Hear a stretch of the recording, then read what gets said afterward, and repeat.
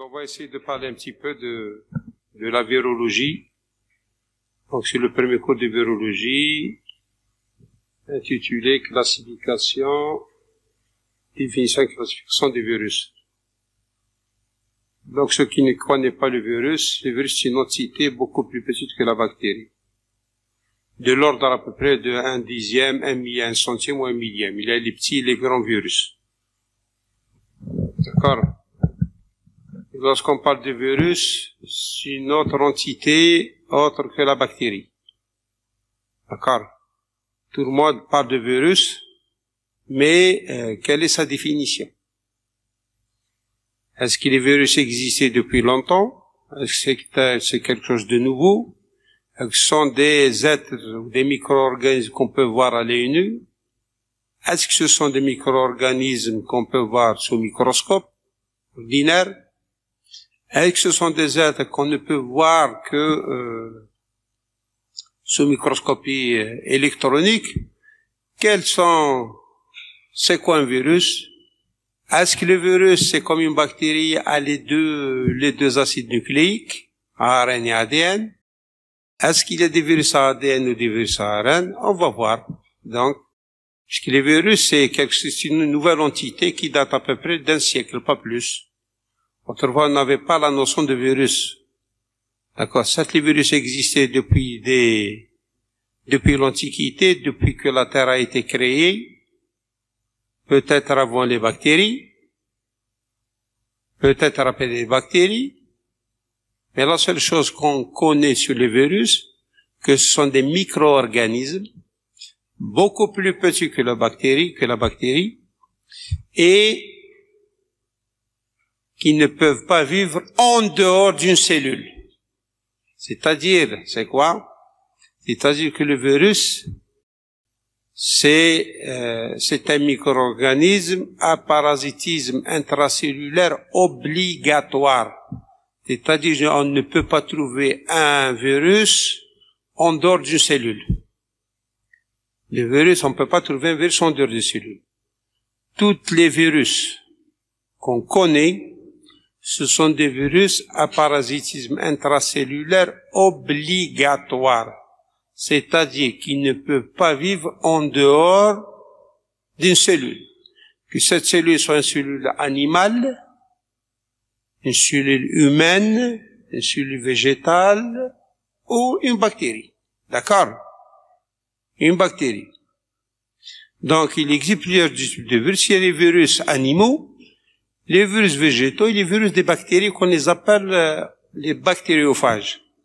Puisque ce qu'on sait de la bactérie et des virus, que si la cellule humaine est parasitée par un virus, c'est-à-dire qu'elle tombe malade à cause d'un virus, la cellule bactérienne aussi, elle tombe malade à cause de ce virus-là.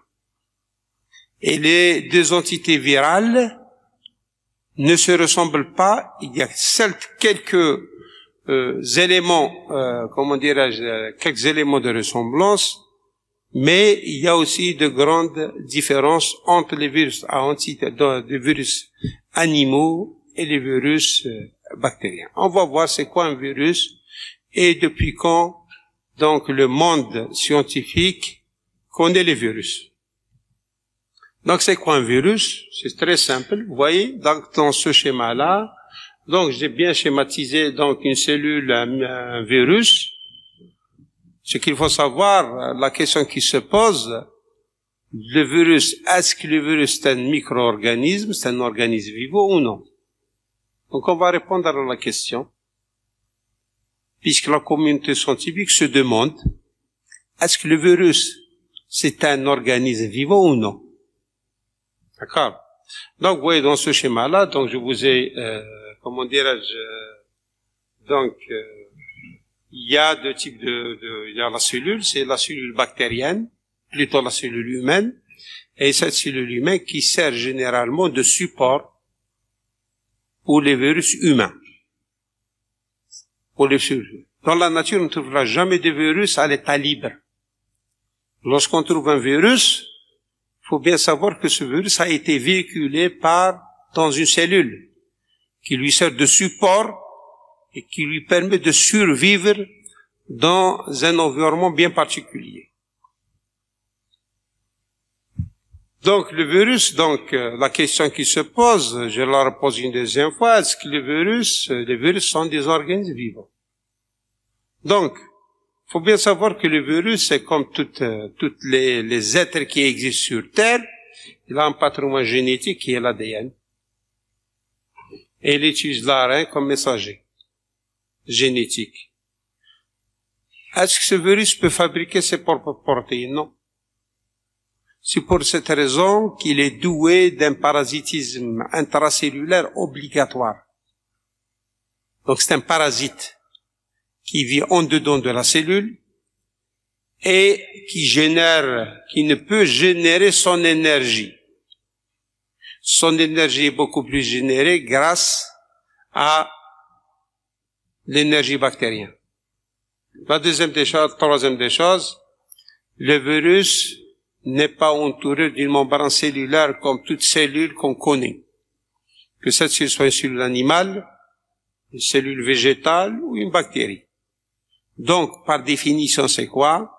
Que le virus, c'est un simple brin d'acide nucléique. Que cet acide nucléique soit un ADN ou un ARN. C'est très simple. Et pas les deux à la fois.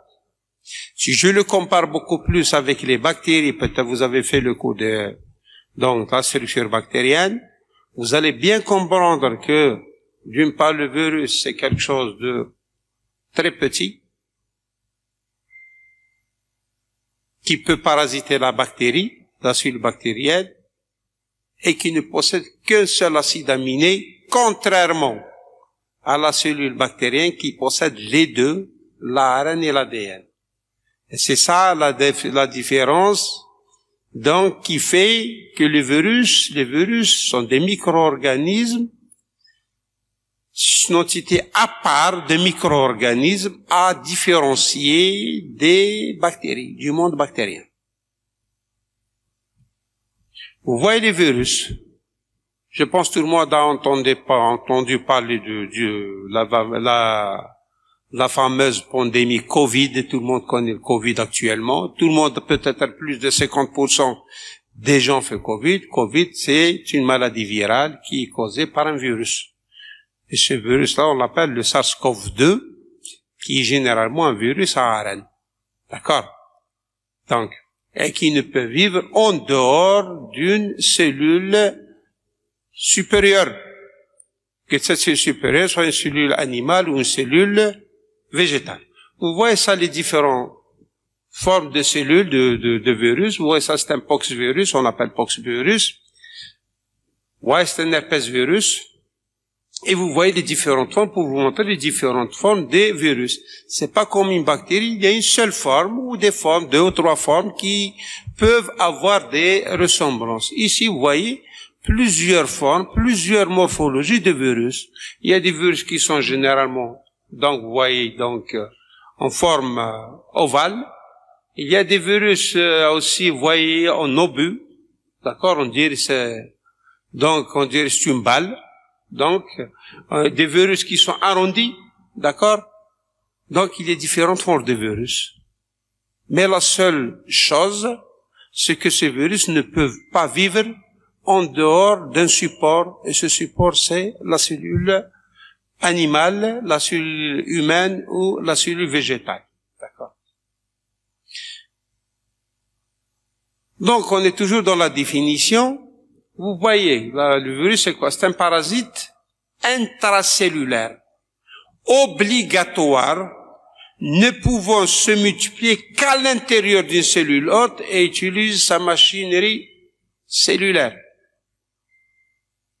Si je reviens un petit peu en arrière à la définition,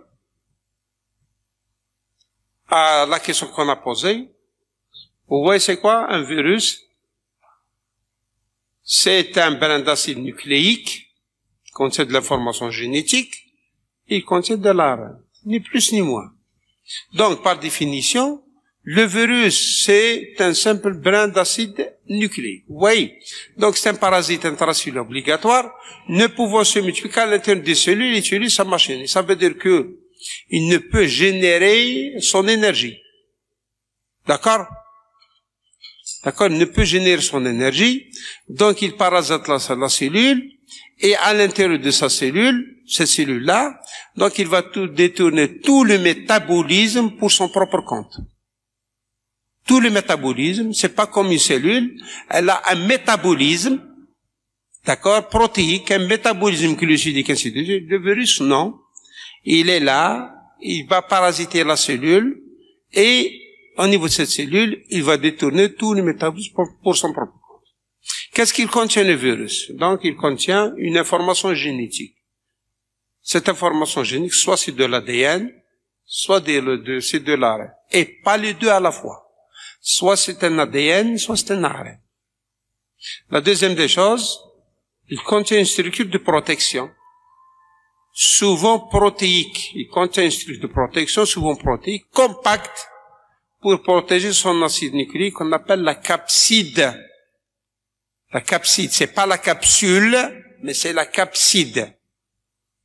C'est la capside. D'accord? La deuxième des choses qu'il contient, vous voyez, deux choses essentielles, c'est de l'acide nucléique, que cet acide nucléique soit de l'ARN, soit de l'ADN, et la deuxième des choses qui est constante, la deuxième qui est constante plutôt, c'est le revêtement extérieur qui est obligatoire, oui. وش يبغى تخير؟ تقرا ولا تهضر في التليفون؟ فهمني، تقرا ولا تهضر في التليفون؟ شوف انا كي ندخل التليفون نقفلو. او عيب بني سمعت. سي ان بو دو ريسبي بور فوز انسينيون، جاي تقرا ولا جاي تهضر في التليفون؟ اللي كان مع صاحبك. Donc, on rentre, on ferme nos portables. Apprenez les bonnes manières, s'il vous plaît. On n'est pas là pour vous apprendre l'éducation.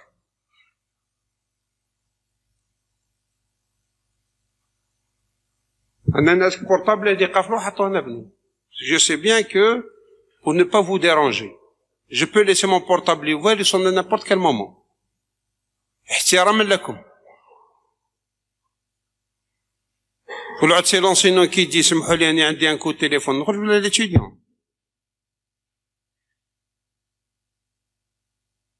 جو ميكسكيز بني مي هذه هي الله غالب. سي تو فو سورتير وخرج هضر ولا دبر راسك ولا كوم تي فو مي سي با نورمال. Donc, d'accord. Et ces virus peuvent être classés en deux catégories. D'accord? Donc, il y a des virus qui possèdent une capside asymétrique cosaédrique, c'est-à-dire que la capside, c'est une capside donc de forme géométrique. D'accord? Comme si je reviens ici, par exemple, vous voyez les capsides qui sont là à l'intérieur. Hadi, par exemple. Vous voyez, ce sont des capsides qui sont à l'intérieur. D'accord? Ça, ce sont des capsides de forme géométrique. Vous voyez? C'est ça les capsides. Et à l'intérieur de sa capside, il y a un acide nucléique qui est de l'ARN ou de l'ADN. C'est ça. Qui est de l'ARN ou de l'ADN. D'accord? Et cette capside peut être de forme icosaédrique, comme ici, comme elle peut avoir ce qu'on appelle une forme cubique. D'accord? Une forme cubique. C'est comme ça. Ou hélicoïdale. D'accord? Donc, si on revient un petit peu à l'histoire, comment le concept virologique a évolué. Puisqu'autrefois, les gens n'avaient aucune notion ni des bactéries ni des virus.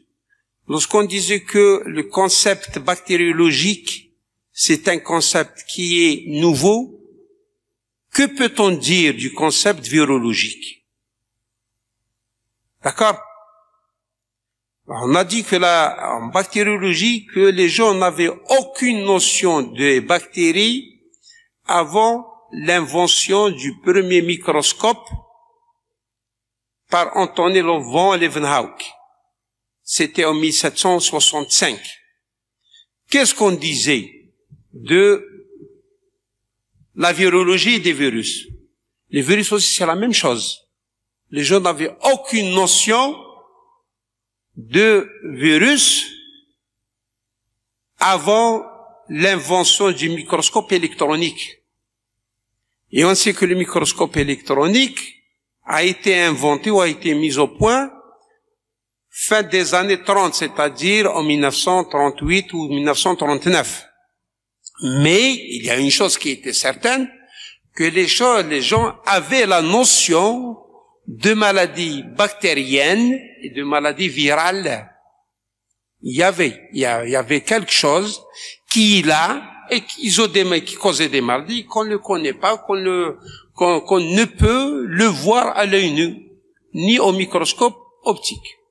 Donc ici, j'ai dit que les gens avaient donc la notion de virus 2500 avant notre ère, c'est-à-dire avant Jésus-Christ. Donc, c'est-à-dire, il y a des momies qui ont été examinées, vous connaissez la momie, et que cette momie, donc, ces momies-là, donc, la personne de cette momie-là est décédée, donc, de maladies virales, qui s'étaient avérées par la suite, soit de la variole, soit du zona, qui sont généralement des maladies virales. C'est-à-dire, on ne le voyait pas, mais on sentait qu'il y a quelque chose qui a causé cette maladie. Vous voyez, c'est 2500. D'accord? Au 19e siècle, après avoir découvert donc les bactéries, mise au point des bactéries, observation des bactéries, qu'est-ce qu'il y a? Donc, tous les agents infectieux étaient qualifiés de virus, c'est-à-dire avant même la mise en évidence, la mise, donc avant même la première définition de la bactérie et du parasite. Donc, tous les agents infectieux étaient nommés virus. Puis par la suite, donc, en 1892, vous voyez, 1892, il y avait un ingénieur des sols, un biologiste polonais, au nom d'Ivanowski. C'est lui qui a tiré la sonnette d'alarme, donc, et a décrit pour la première fois les virus comme étant un ultrafiltrant qu'on ne voyait pas et qui causait généralement donc des infections des plantes. Donc c'est lui qui a tiré donc la première sonnette. Mais qu'est-ce qu'il a dit? C'est un ultrafiltrant qui est invisible au microscope électronique, au microscope optique, qu'on ne peut pas le voir au microscope optique comme la bactérie, mais qui causait des infections.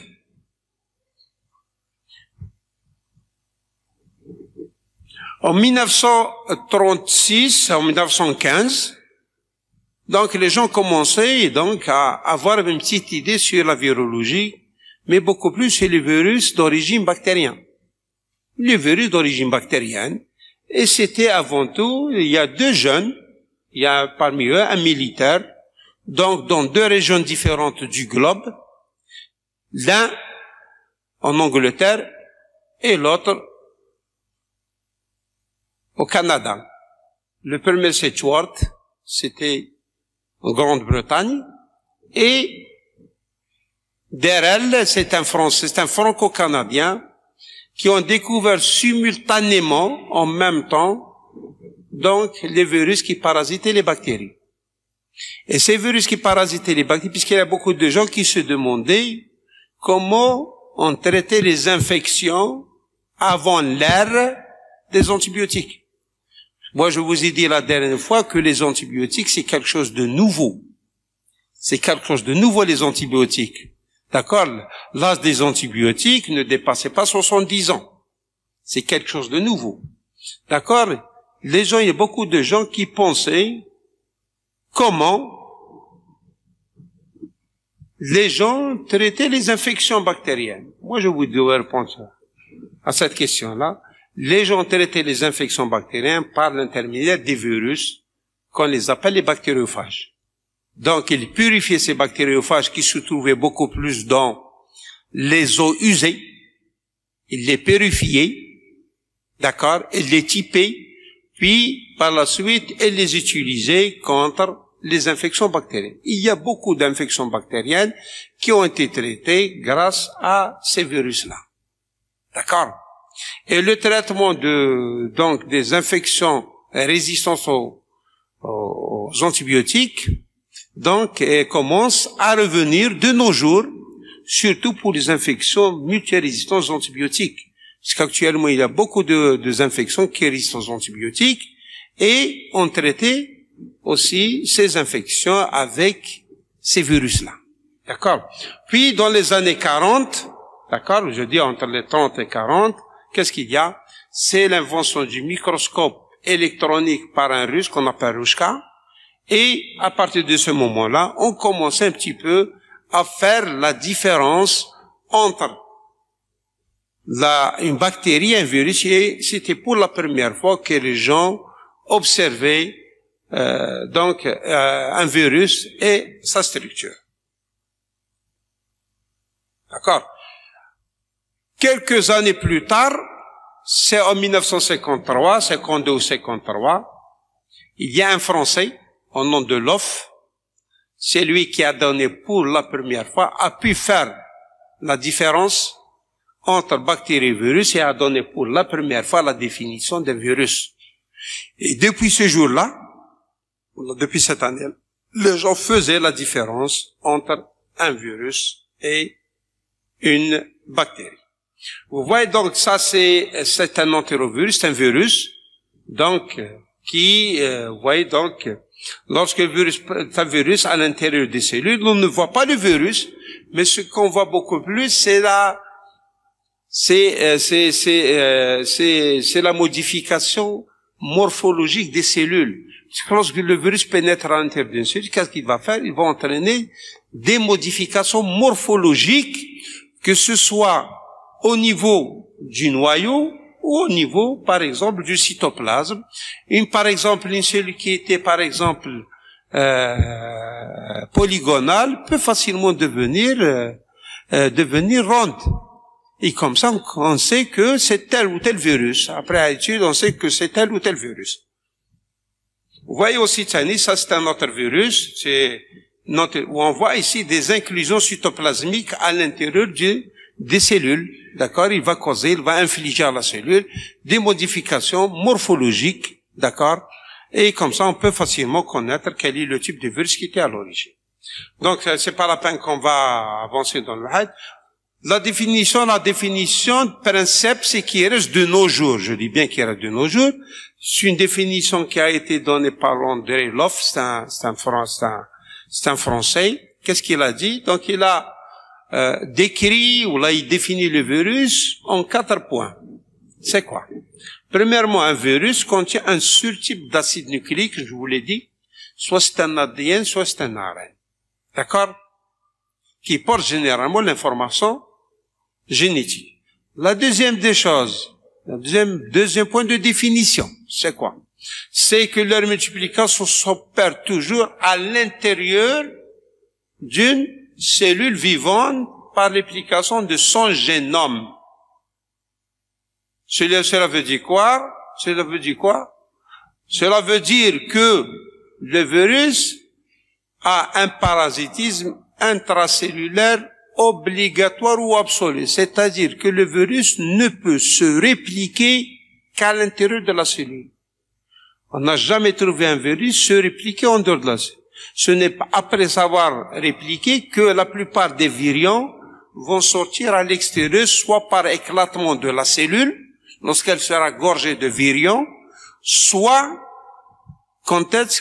ils vont sortir par bourgeonnement sans que la cellule ne soit éclatée. La troisième des choses, il possède une structure spécifique, plus ou moins complexe, d'accord, qui les oppose aux cellules pro- et eucaryotes, et qu'on appelle généralement la capside. La capside. À ne pas confondre avec la capsule de la bactérie. Soit, d'accord, la capside plus l'enveloppe. Il y a des virus dans le monde bactérien, il y a des virus qui sont enveloppés, qui ont une enveloppe extérieure, et des virus qui n'ont pas d'enveloppe extérieure, qui se contentent seulement de cette capside-là. La quatrième des choses qu'il faut savoir, c'est que la taille des virions varie de 10 à 300 nanomètres. Tout en sachant que le nanomètre, c'est 10 puissance moins 9. Vous voyez? D'accord? De 10 à 300 nanomètres. D'accord? Plaçons les plus volumineux au niveau des plus petites bactéries. C'est-à-dire que la plus petite bactérie dans le monde, elle mesure plus de 300 nanomètres. Par contre, le plus grand virus mesure 300 nanomètres. Vous voyez la différence qui existe? Donc, ces 3 points font donc de ce micro-organisme une entité virale. À part, toute entité virale qui répond à cette définition, c'est un virus. C'est pour cette raison, il y a beaucoup de bactéries, surtout les mycoplasmes et les chlamydiés, ce sont des bactéries qui ont la taille d'un virus, qui ont été exclus du règne bactérien, du règne plutôt viral, et ils ont été classés du côté bactérien. Pourquoi? Parce que ce sont des bactéries qui possèdent 2 types d'acides nucléiques, un ADN et un ARN. D'accord? Un ADN et un ARN. Donc, moi je dis que la première des choses, c'est ça. Un seul acide nucléique. Toute entité, tout micro-organisme possédant 2 acides nucléiques est une bactérie. Les virus ne possédaient qu'un seul acide nucléique. D'accord? Donc, il faut savoir aussi quoi? Les 4 caractères essentiels du virion, donc un seul type d'acide nucléique, ADN, ARN, se reproduit uniquement à partir de son acide nucléique. Lorsqu'il pénètre à l'intérieur de cellules, qu'est-ce qu'il va faire? Donc, il va se débarrasser de toute sa capside, de toute son enveloppe, il ne reste qu'un seul acide nucléique. Cet acide nucléique, qu'est-ce qu'il va faire? Il va se répliquer. Il va se diviser. D'accord? D'une façon continue. Puis par la suite, il y aura les autres structures qui vont être formées et par la suite, on aura l'assemblage et la formation d'un virus. Vous voyez, ça c'est André Olof, il est décédé, il est né en 92, ça c'est un Français. Ça c'est, il est un jeune biologiste, d'accord, qui a donné pour la première fois la définition d'un virus en 1950.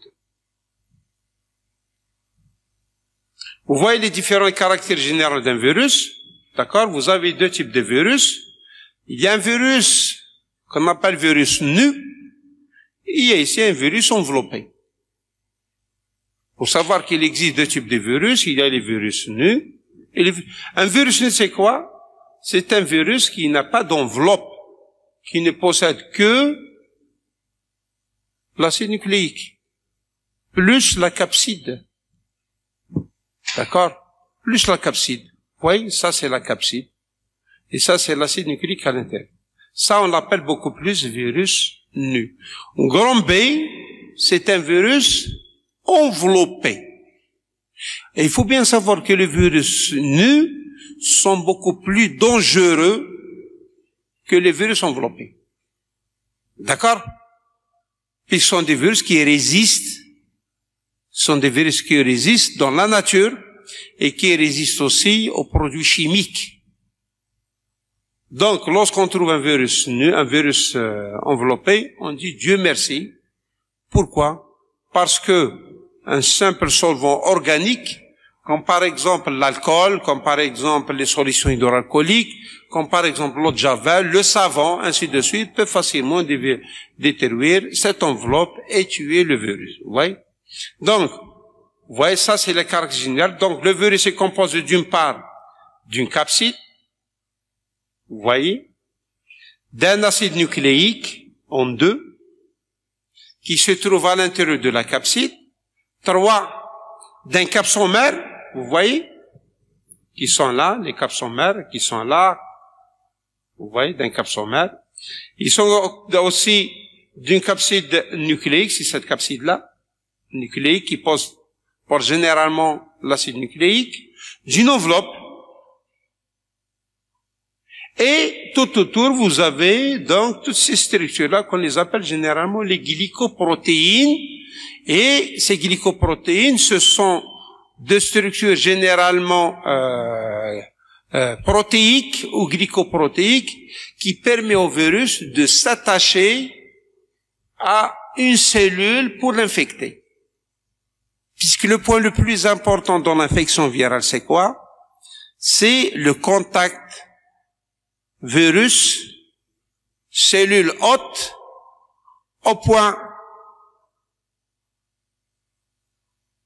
à un point bien précis qu'on appelle le récepteur, au niveau de la cellule. Et ce récepteur sera généralement, donc, ce récepteur permet donc à ces glycoprotéines de s'attacher à cette cellule-là. Et l'attachement d'un virus à une cellule, c'est un attachement irréversible. Toute cellule qui possède ce récepteur serait généralement une cellule infectée, et les cellules qui ne possèdent pas sont généralement des cellules réfractaires à l'infection. Donc l'anatomie générale de ce virus, si je veux bien étudier son anatomie, je fais une dissection que je vais trouver à l'intérieur. Donc il faut bien savoir que toute particule virale est constituée d'au moins 2 éléments constants. C'est pas comme chez la bactérie, il y a 4 ou 5 ou 6 éléments constants. Ces éléments constants sont généralement le génome. On ne peut imaginer un virus sans acide nucléique. C'est le génome qui est généralement de nature nucléotidique et qui est composé d'acides nucléiques, soit de l'ADN, soit de l'ARN. Il y a aussi des protéines de structure qui constituent la capside et l'enveloppe et des enzymes. Il y a aussi, donc, qu'est-ce qu'il y a? Il y a aussi la capside.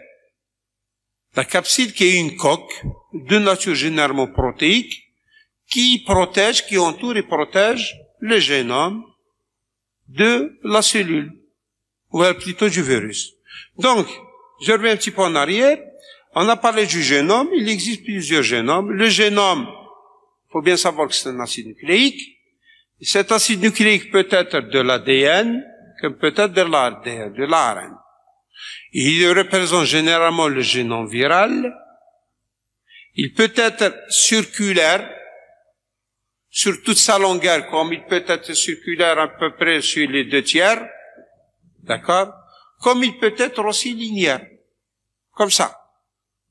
Il peut être aussi, on peut avoir des génomes bicaténaires ou monocaténaires, c'est-à-dire un seul brin. Il y a des virus qui ont un seul brin, des virus qui ont un double brin. L'ADN, les brins d'ADN sont souvent bicaténaires, les brins d'ARN sont souvent monocaténaire. Aussi, lorsqu'il s'agit d'un virus à ARN, cet ARN peut être de polarité positive comme elle peut être de polarité négative. Et une chose qu'il faut bien savoir, lorsque l'ARN est de polarité positive, qu'est-ce qu'il y a? L'ARN est directement infectieux, c'est-à-dire il est directement un ARN messager. Vous voyez les différents acides nucléiques. Vous voyez ça, c'est un brin d'ARN, d'ADN plutôt, monocaténaire, linéaire. Ça, c'est un brin d'ARN bicaténaire, circulaire. Ça, c'est un brin d'ARN bicaténaire, d'ADN plutôt bicaténaire, linéaire. Ça, c'est un brin d'ARN, d'ADN plutôt monocaténaire, circulaire. Vous voyez? Donc, différentes. Vous voyez, ce sont des choses que la science a découvert par la suite, après avoir découvert le microscope électronique. Vous voyez les capsides, c'est quoi? Vous voyez les capsides, il y a plusieurs. La capside, c'est quoi? Lorsqu'on parle de capside. Donc, il faut bien faire la différence entre capside et entre nucléocapside. On parle de capside lorsqu'elle est vide, il n'y a pas d'acide nucléique. Et on parle de nucléocapside à l'intérieur, il y a l'acide nucléique, nucléocapside. D'accord? La capside, c'est quoi? C'est un tube enroulé en peloton. Vous voyez? Pour ce qui concerne les virus humains ou animaux, ce peloton est lui-même enveloppé dans un troisième élément, appelé généralement donc nucléocapside. Vous voyez? Et il existe plusieurs types de nucléocapsides. Il y a ce qu'on appelle le nucléocapside, donc polyédrique, d'accord? Vous voyez, ça c'est de la géométrie généralement. Donc, pour vous résumer la chose, il y a généralement des nucléocapsides polyédriques, comme on peut avoir généralement des nucléocapsides cubiques. D'accord? Vous voyez, c'est de la géométrie. Donc, lorsque je dis un polyèdre, le polyèdre, généralement, c'est 20 faces. Ça, c'est beaucoup plus de la géométrie dans l'espace. Je peux pas vous expliquer ça. C'est généralement, c'est un domaine beaucoup plus de mathématiciens. Le troisième élément, c'est un élément inconstant qui n'est pas retrouvé chez tous les virus. On l'appelle beaucoup plus l'enveloppe ou le péplos. Péplos. Enveloppe ou péplos. L'enveloppe ou le péplos, donc la capside de certains virus peuvent être entourés donc de cette enveloppe-là, d'accord? Et cette enveloppe, comme on l'a vu sur le schéma, donc porte généralement des terminaux viraux. Et ces déterminants viraux, faut bien savoir, c'est eux qui vont susciter généralement la formation d'anticorps protecteurs. Faut bien savoir, dans toutes les maladies virales, donc les gens se guérissent d'une façon spontanée, grâce à quoi? Grâce à ces structures-là, qui sont généralement antigéniques et immunogéniques. D'accord? Antigéniques, immunogéniques. C'est-à-dire, donc, ce sont des déterminants antigéniques qui sont généralement des protéines des glycoprotéines et qui suscitent généralement la formation d'anticorps protecteurs. Peut-être tout le monde a fait une infection virale sans qu'il ne fasse, donc, sans qu'il ne se fait traiter. D'accord? Cela est dû à quoi? Cela est dû généralement à la formation de ces anticorps. D'accord? Cela est dû généralement à la formation de ces anticorps. Comment on classe les virus? Donc, on peut classer les virus. Donc, il y a une classification aussi un peu ancienne, qui a à peu près 70 ans et qui, généralement, donc, on appelle la classification Loff, Horn et Tournier. D'accord? Cette classification comporte généralement 4 critères essentiels. Donc, premièrement, c'est la nature du matériel génétique. D'accord? C'est-à-dire le type d'acide nucléique.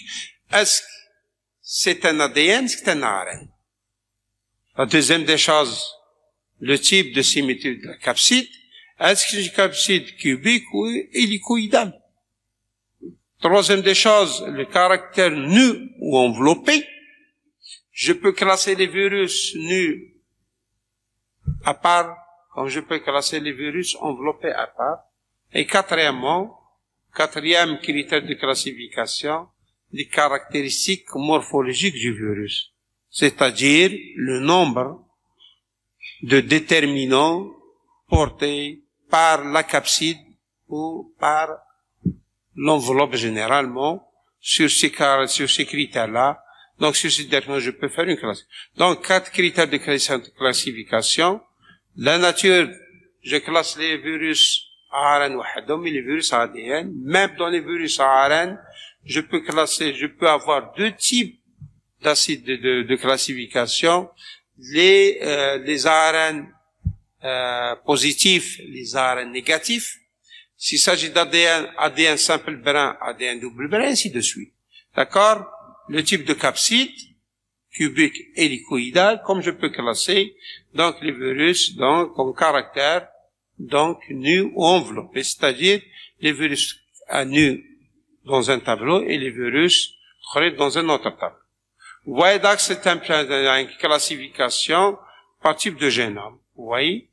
Vous allez trouver dans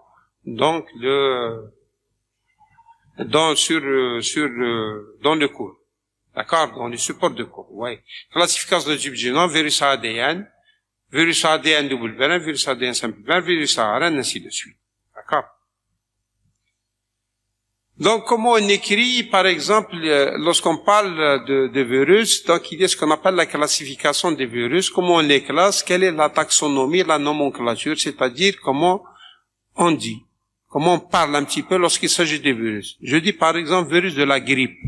Donc je dis virus de la grippe, c'est un nom donc qui n'est pas scientifique.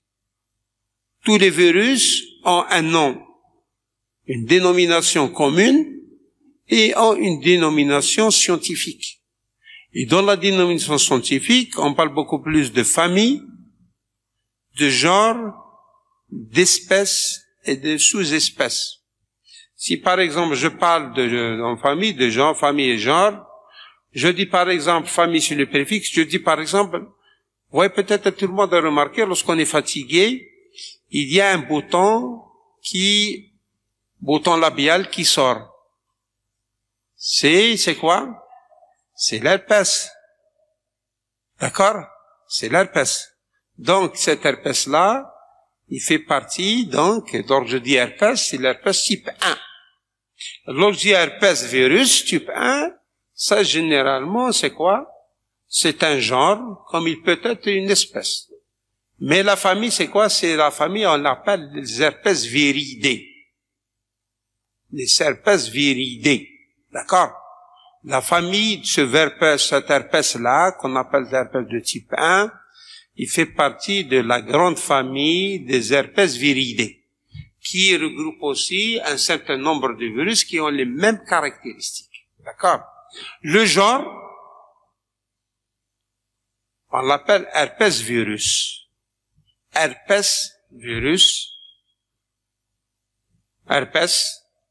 L'espèce, on dit herpès virus, et lorsque je dis par exemple l'espèce, ou là l'espèce généralement, on dit herpès simplex, puisqu'il y a plusieurs types d'herpès virus.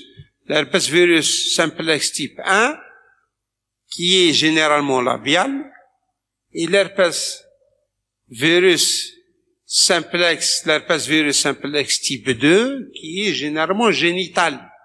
Et comme ça, je peux facilement différencier entre les différents types d'herpès. L'herpès, l'espèce, vous voyez, ils ont la même famille, le même genre, mais des espèces différentes. Donc, je dis herpès viridé, genre herpès virus, et espèce herpès virus simplex 1 ou herpès virus simplex 2.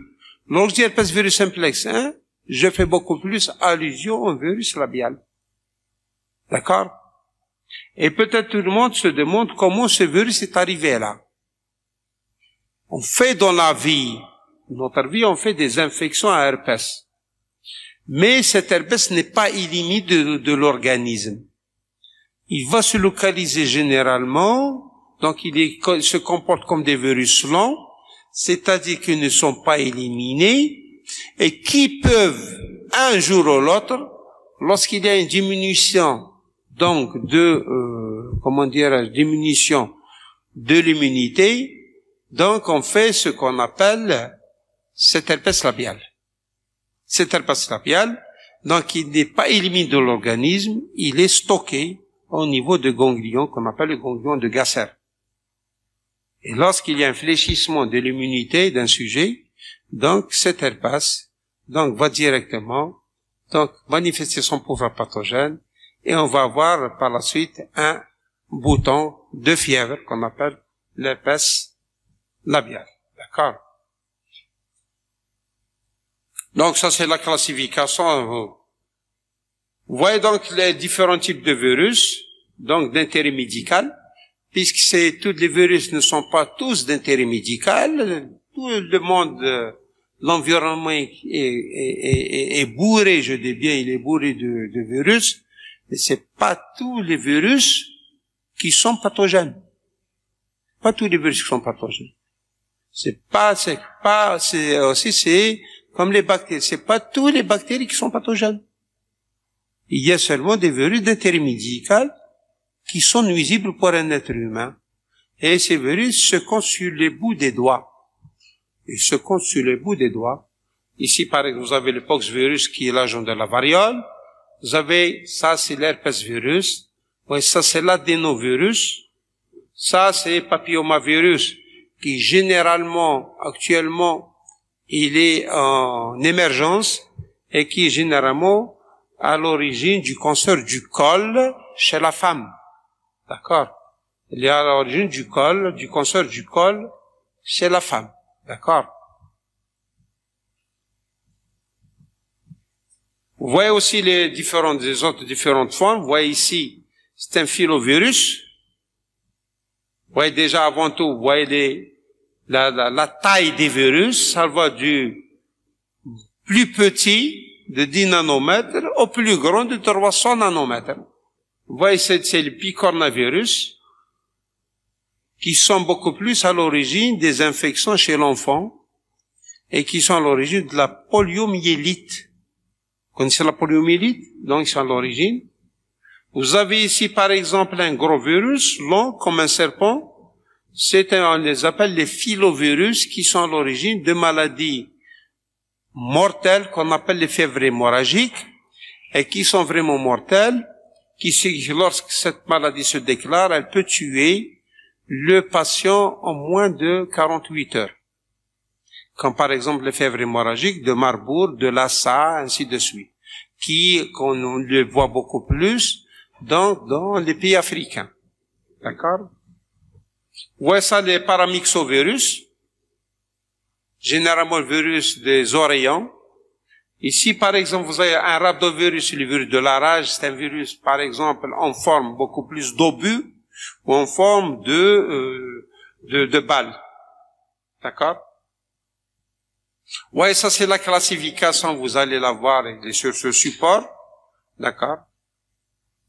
Est-ce que vous avez des questions, donc, concernant ce cours-là?